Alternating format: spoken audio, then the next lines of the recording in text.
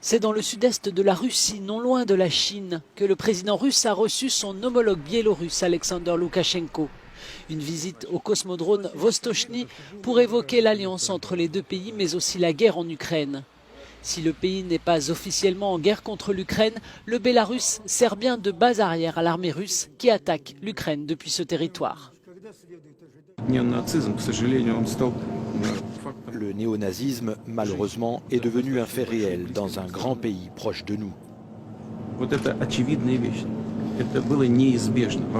Et il est clair que la guerre était inévitable. C'était une question de temps. Et ce que nous faisons, c'est aider les gens à se libérer et d'autre part, nous prenons des mesures pour assurer la sécurité de la Russie. Concernant les sanctions, Vladimir Poutine a ajouté qu'il était impossible dans le monde moderne d'isoler la Russie. Le monde craint une escalade brutale de la guerre dans l'est de l'Ukraine qui permettrait à Moscou de revendiquer la victoire le 9 mai, date de la capitulation de l'Allemagne nazie.